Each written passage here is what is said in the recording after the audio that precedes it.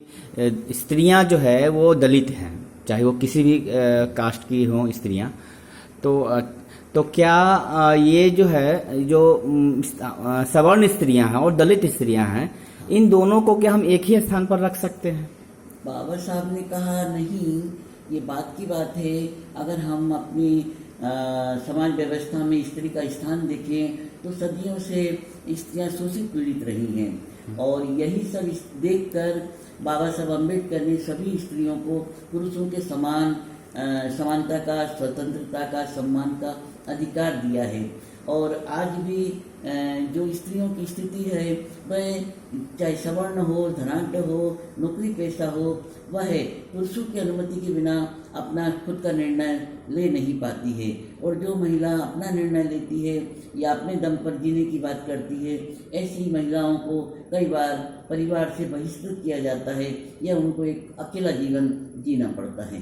तो यहाँ मेरे विचार से तो सभी संपूर्ण सवर्ण महिलाएं भी दलित ही हैं, क्योंकि दलित का अर्थ है जो अपने अधिकारों से वंचित है, जो शोषित पीड़ित बनाई जाती है, जिनको समानता का अधिकार नहीं है। पुरुष प्रधानता के इस समाज व्यवस्था में स्त्री हमेशा दुनिया स्थान पर रही है। तो जो पीछे है, पिछड़ा है, वह दलित है। संपूर्ण स्त्री वर्ग दलित है। उन्होंने अपनी स्थिति को कबूल करना चाहिए और अपनी स्थिति का निरीक्षण परीक्षण करते हुए अपनी समानता के अधिकार के लिए लड़ाई लड़ना चाहिए। बाबा साहब अम्बेडकर ने संविधान में जो नियम कानून बनाए हैं, जो अधिकार दिए हैं, हिंदू कोड बिल के मार्फत जो महिलाओं को अधिकार मिले हैं, इन सब के द्वारा स्त्रियां अपने अधिकार पा सकती हैं। और उन सब ने बाबा साहब भीमराव अम्बेडकर का आभार मानना चाहिए कि बाबा साहब अम्बेडकर ने केवल दलित स्त्रियों के लिए नहीं बल्कि संपूर्ण स्त्री वर्ग के लिए ऐसे कानून बना दिए हैं, ऐसे अधिकार दिए हैं कि आज महिलाएं बराबरी का दावा कर सकती हैं और कर रही हैं। एक आखिरी प्रश्न है, इन सारे बातचीत का और ये का मूल यही है कि हम चाहते हैं कि समाज से जाति व्यवस्था खत्म हो।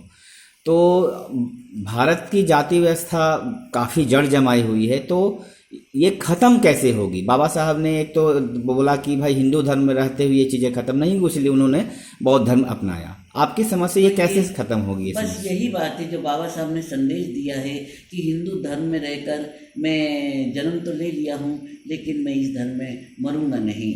तो बाबा साहब जो स्वयं इतने उच्च शिक्षित होने के बाद भी देश विदेश घूमकर वापस अपने देश में आने के बाद फिर से जाति भेद का सामना करके दुखी हुए थे, और इसी के कारण उन्होंने धर्म परिवर्तन का विचार किया था।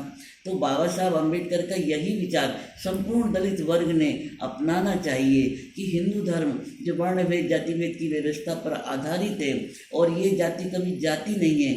ऐसी जाति का अंत तो तभी हो सकता है कि हम इसके चंगुल से बाहर आ जाएं और हम सभी बौद्ध धर्म को अपनाएं, क्योंकि बौद्ध धर्म में कोई जाति नहीं है, ऊंच नीच की बात नहीं है, समता की भावना है, और पूरी तरह से हमें आगे बढ़ने के अपने अवसर प्राप्त होते हैं। अभी हम देखते हैं बाबा साहब अम्बेडकर के मार्गदर्शन से जिन लोगों ने बौद्ध धर्म अपना लिया है, वे सभी उच्च शिक्षा प्राप्त करके ऊंचे पदों पर हैं, अपनी उन्नति कर रहे हैं, अपनी नई पीढ़ी को भी आगे बढ़ा रहे हैं।